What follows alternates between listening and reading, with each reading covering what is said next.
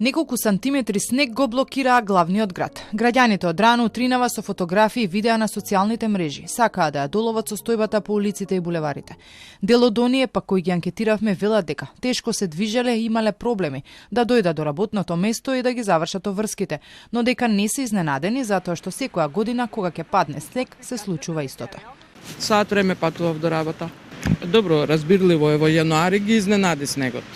Разбирливо е секако. Не е голем снег тоа. А време буи да има. Како нема потешкоти, два пати се лизнав ке се овако. Нема потешкоти.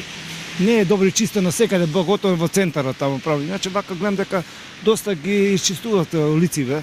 Како секојаш, мислам, ама се трудат, гледам дека луѓе повеќе, меѓутоа тоа е тоа. Освен што се лизга плоштадот, друго до засега немам потешкоти.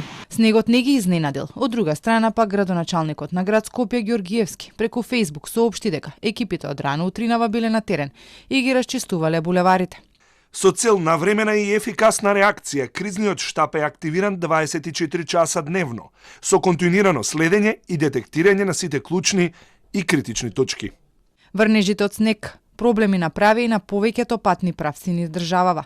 Па така, оној од Велес за Скопје беше затворен, а на повеќето места имаше и забрана за тешки товарни возила.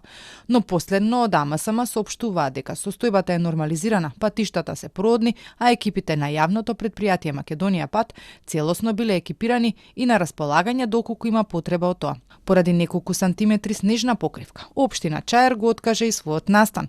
Во известувањето стои дека поради снежните врнежи и неповолните временски услови ќе има нов термин за нивната пресконференција. А пак граѓаните со герила акција им покажаа на градските власти колку е опасно да се движиш по скопските булевари.